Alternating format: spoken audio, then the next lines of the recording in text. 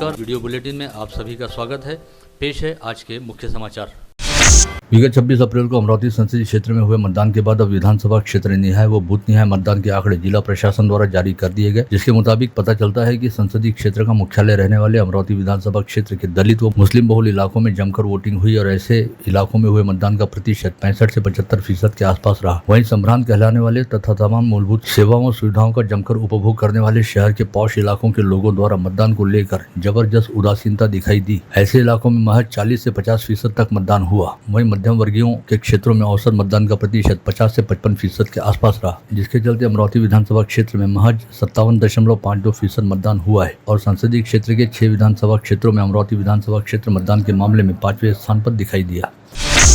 चुनाव लड़ने वाले प्रत्येक प्रत्याशी द्वारा अपने चुनाव प्रचार पर कितना खर्च किया जा रहा है, इसका ब्यौरा खुद प्रत्याशियों से लेने के साथ ही चुनाव पर किए जाने वाले खर्च पर नजर रखने के लिए निर्वाचन विभाग ने संसदीय चुनाव में सभी प्रत्याशियों के साथ चुनावी खर्च निरीक्षक भी नियुक्त किए थे। इन निरीक्षकों द्वारा अमरावती संसदीय क्षेत्र का चुनाव लड़ने वाले सभी प्रत्याशियों की ओर से चुनाव प्रचार पर किए गए खर्च का ब्यौरा संकलित किया गया। वहीं 3 प्रमुख प्रत्याशियों द्वारा निर्वाचन विभाग को दिए गए चुनावी खर्च के ब्यौरे में जमीन आसमान का फर्क दिखाई दिया। ऐसे में निर्वाचन विभाग द्वारा भाजपा प्रत्याशी नवनीत राणा, कांग्रेस प्रत्याशी बलवंत वानखड़े व प्रहार प्रत्याशी दिनेश बुब के नोटिस जारी करते हुए उन्हें अगले 48 घंटे के भीतर अपना खुलासा देने के लिए कहा गया है, जिसकी वजह से फिलहाल भाजपा प्रत्याशी नवनीत राणा के लिए मुश्किल खड़ी होती दिखाई दे रही है, क्योंकि उन्होंने तीनों प्रमुख प्रत्याशियों में सबसे कम यानी मात्र 17,30,753 रुपए के चुनावी खर्च का ब्यौरा दिया है। जबकि निरीक्षकों के मुताबिक नवनीत राणा ने अपने चुनाव प्रचार पर 1,26,69,176 रुपए खर्च किए, जो की निर्वाचन आयोग द्वारा तय की गई 95 लाख रुपए की अधिकतम खर्च की मर्यादा से काफी अधिक है। वहीं दूसरी ओर कांग्रेस प्रत्याशी बलवंत वानखड़े द्वारा निर्वाचन विभाग को 24,01,747 रुपए चुनावी खर्च का ब्यौरा दिया गया, जबकि चुनाव निरीक्षक के मुताबिक बलवंत वानखड़े द्वारा अपने चुनाव प्रचार पर 58,22,251 रुपए खर्च किए गए। इसी तरह प्रहार जनशक्ति पार्टी के प्रत्याशी दिनेश बुब द्वारा 28,47,545 रुपए के चुनावी खर्च का ब्यौरा दिया गया, जबकि शैडो ऑब्जर्वर के मुताबिक दिनेश बुब ने अपने चुनाव प्रचार पर 77,13,484 रुपए खर्च किए। ऐसे में तीनों प्रत्याशियों से जिला निर्वाचन निर्णय अधिकारी द्वारा नोटिस जारी करते हुए जवाब मांगा गया है। अमरावती संसदीय क्षेत्र में विगत 26 अप्रैल को हुए मतदान में 6,66,957 मतदाताओं ने मतदान नहीं करते हुए अपने राष्ट्रीय कर्तव्य को पीठ दिखाई, जिनमें शहरी क्षेत्र के मतदाताओं का प्रमाण काफी अधिक है। मतदान वाले दिन सरकारी छुट्टी रहने के साथ ही इसके बाद लगातार 2 दिन का अवकाश रहने के चलते कई मतदाताओं ने मतदान की अवहेलना करते हुए घूमने फिरने को प्राधान्य दिया। अमरावती संसदीय क्षेत्र में मतदान नहीं करने वाले लोगों में 3,54,597 महिला मतदाताओं का भी समावेश रहा, जिसके चलते कुल महिला मतदाताओं में से केवल 60.24% महिलाओं द्वारा ही मतदान किया गया। इस बार आदिवासी बहुल मेलघाट निर्वाचन क्षेत्र की कम पढ़ी लिखी महिलाएं वोटिंग करने में सबसे आगे दिखाई दी और मेलघाट में 70.47% महिलाओं ने वोट डाले। वहीं आंकड़ों के लिहाज से तिवसा में सबसे कम 82,192 और प्रतिशत के लिहाज से बडनेरा निर्वाचन क्षेत्र में 52.81% महिलाओं ने ही अपना वोट डाला। विगत 26 अप्रैल को अमरावती संसदीय क्षेत्र में कराई गई मतदान की प्रक्रिया में प्रशासन की गलती की वजह से कई लोग मतदान से वंचित रह गए और मतदाता सूचियों में ऐसी गलतियां सामने आई, जिन्हें देखकर लोगों ने अपना सिर पीट लिया। लघु वेतन कॉलोनी में रहने वाले यादव धर्माले जब गजानन महाराज हाई स्कूल में मतदान के लिए पहुंचे तो उन्हें मृत दिखाते हुए उनका नाम मतदाता सूची से डिलीट किए जाने की जानकारी उन्हें दी गई। वहीं दूसरी ओर यादव धर्माले के पिता त्र्यंबक धर्माले का 5 वर्ष पहले निधन हो जाने के बावजूद भी त्र्यंबक धर्माले का नाम मतदाता सूची में शामिल। ऐसे में अपने मृत पिता का नाम देखकर जीवित रहने वाले यादव धर्माले खुद को मतदाता सूची में पाकर आश्चर्यचकित हो गए। राज्य माध्यमिक व उच्च माध्यमिक शिक्षा मंडल की ओर से ली गई कक्षा 10वीं और कक्षा 12वीं की बोर्ड परीक्षा के परीक्षाफल मई माह में घोषित होने वाले हैं। मई माह के तीसरे सप्ताह में कक्षा 12वीं का और चौथे सप्ताह में कक्षा 10वीं का नतीजा घोषित होगा, ऐसी जानकारी सामने आई है।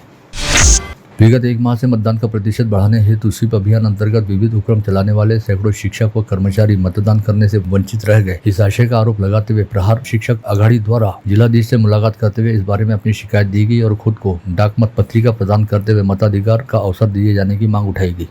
ते न करून दिल्यामुळं आम्ही सर्व शिक्षक आज या ठिकाणी जमलो आहे। त्यामध्ये मी पण आहे, मी पण मतदानापासून वंचित आहे।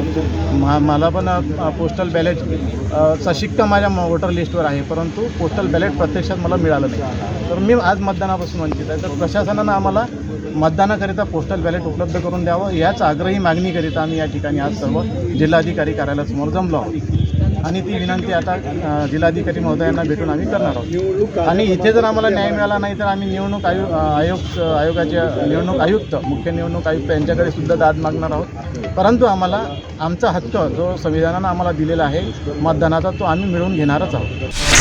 संत गाडगेबाबा अमरावती विद्यापीठ तरफ से घोषित उत्कृष्ट सेवा गौरव पुरस्कार चयन समिति की तरफ से चयन करते समय अनियमितता होने का आरोप संत गाडगेबाबा अमरावती विद्यापीठ शिक्षा मंच द्वारा कुलगुरु को सौंपे गए निवेदन में लगाया गया। शिक्षा मंच के संयोजक मीनर भेंडे ने कुलगुरु मिलिंद बहराते को ज्ञापन सौंपा।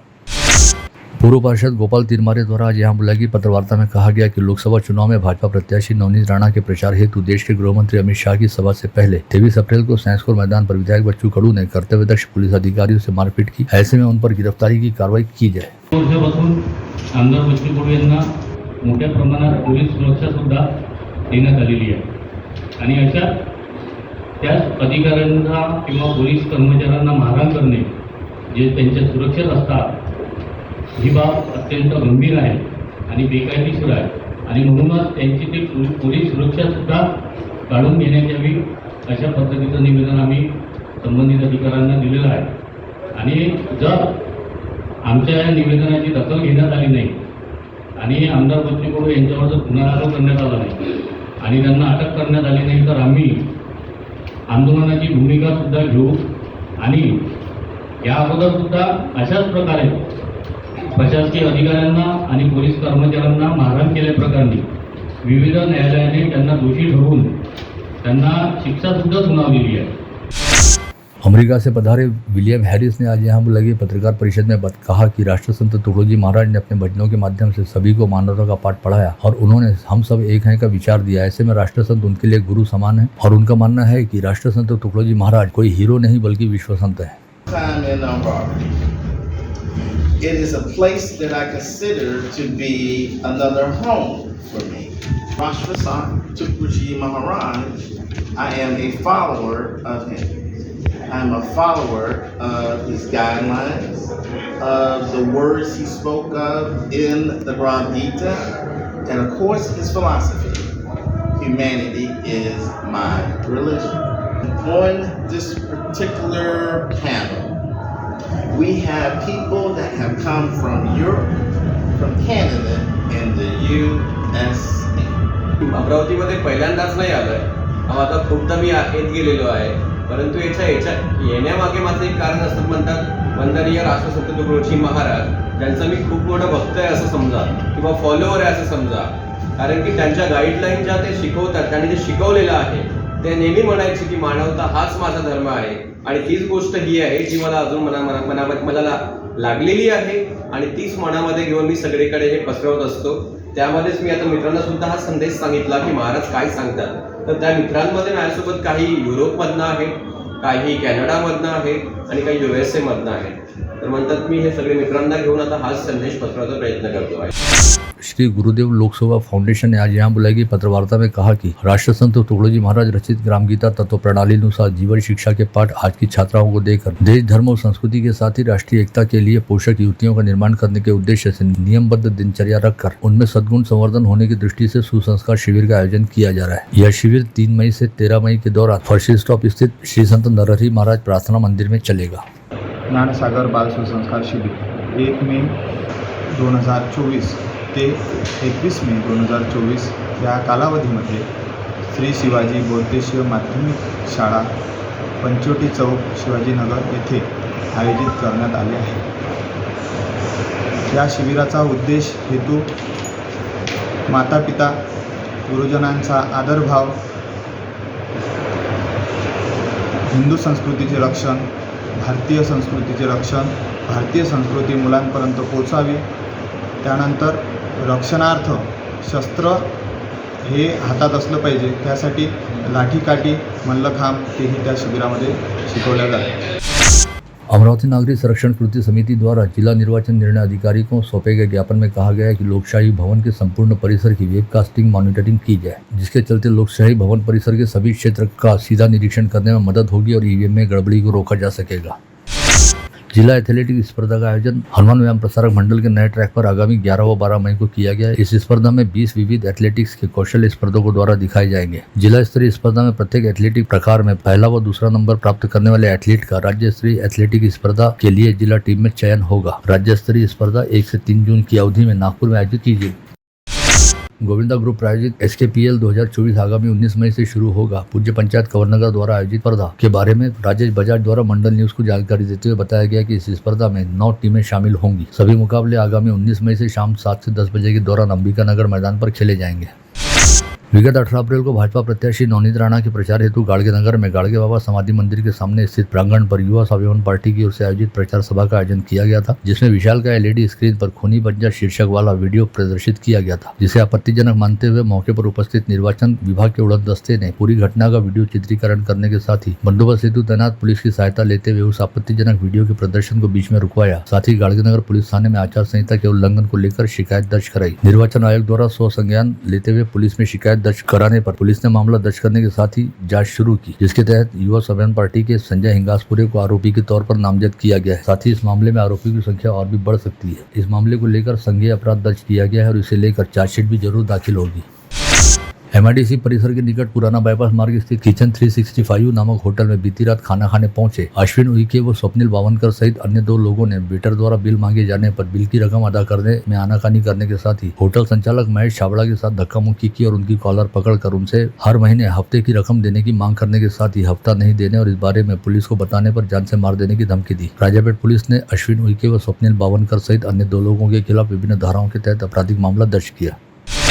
नूरानी चौक पर शुक्रवार की आधी रात के बाद हुए ऑटो रिक्शा चालक इमरोज हत्याकांड के आरोपियों के बारे में बड़ा खुलासा हुआ है। पुलिस की प्राथमिक जांच में खुलासा हुआ कि इमरोज हत्याकांड में लिप्त आरोपियों ने करीब 10 माह पहले बहुचर्चित मनोज सोनी हत्याकांड को भी अंजाम दिया था और सभी आरोपी अभी हाल फिलहाल ही जमानत पर छूटे थे।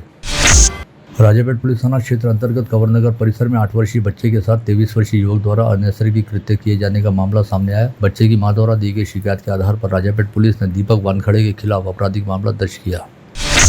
रेवसा रोड स्थित देवी अपार्टमेंट के फ्लैट क्रमांक 306 में रहने वाले अभिषेक इंगली नामक 29 वर्षीय युवक ने अपने घर में फांसी लगाकर आत्महत्या कर ली। आत्महत्या किए जाने की वजह फिलहाल अज्ञात है।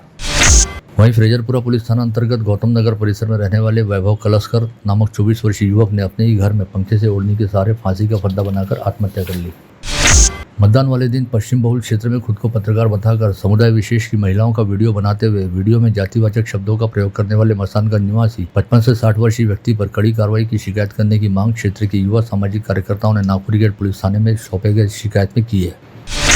नेरपिंगलाई के खेत परिसर स्थित एक कुएं में अनजान महिला की लाश दिखाई देने की जानकारी आज जिलाधीश कार्यालय के नियंत्रण कक्ष को मिली, जिसके उपरांत खोज व बचाव पथक द्वारा घटनास्थल पर दोपहर 12:30 बजे के आसपास पहुंचकर 1 घंटे की कड़ी मेहनत के बाद महिला की लाश को बाहर निकालने में सफलता हासिल की गई। फिलहाल लाश की शिनाख्त नहीं हो पाई है।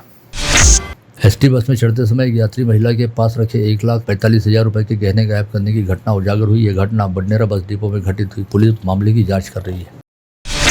परतवाड़ा वन विभाग व वाइल्ड लाइफ क्राइम सेल ने संयुक्त कार्रवाई करते हुए मेलघाट के जावली गांव में सोनकलाल दहीकर व सुरेश कास्देकर के घर छापा मारकर लाखों रुपए की सागौन की लकड़ी जब्त की। गुप्त सूचना के आधार पर यह संयुक्त कार्रवाई की गई। लोकसभा चुनाव की 16 मार्च को हुई घोषणा पश्चात अमल में लाई गई आचार संहिता दौरान मतदान के दिन तक 381 शिकायतें मिली थी, जिसमें से अधिकारियों ने 324 शिकायतों का निपटारा कर दिया। वहीं 57 शिकायतें तथ्यहीन साबित हुई। यह जानकारी आज मंडल न्यूज को उप निर्वाचन अधिकारी सूरज वाघमारे द्वारा दी गई। उन्होंने बताया कि 8 मामलों में मामले दर्ज किए। ये सभी मामले बिना अनुमति सभाएं लेने से जुड़े थे। इसमें खास बात यह रही कि सभी मामलों में नामजद कार्यकर्ता भारतीय जनता पार्टी व युवा स्वाभिमान पार्टी के। यवतमाल जिले की रालेगांव तहसील के खैरी गांव से विवाह समारोह निपटाकर वापस लौट रहे अतिथियों की खड़ी स्कूल बस को वाटखेड़ के पास आयशर ट्रक ने जोरदार टक्कर मारी, जिसमें 4 लोगों की मौके पर मौत हो गई। वहीं अन्य 10 लोग बुरी तरह घायल हो गए। मृतकों में 2 सगी बहनों का समावेश है। बुल्ढाना जिला अंतर्गत धरणगांव ओवर ब्रिज के पास रविवार की सुबह 9 बजे बाइक हादसे में बेटे की मौके पर मौत हो गई। वहीं बाइक पर सवार पिता को गंभीर अवस्था में अस्पताल में भर्ती कराया गया। बुल्ढाना जिले की संग्रामपुर तहसील के सोनाला थाना अंतर्गत टुनकी गांव में दूल्हा अपने हाथ में तलवार लेकर नाचा, जिसकी जानकारी मिलने पर पुलिस ने रविवार को सचिन कोष्टी नामक दूल्हे के खिलाफ आपराधिक मामला दर्ज किया।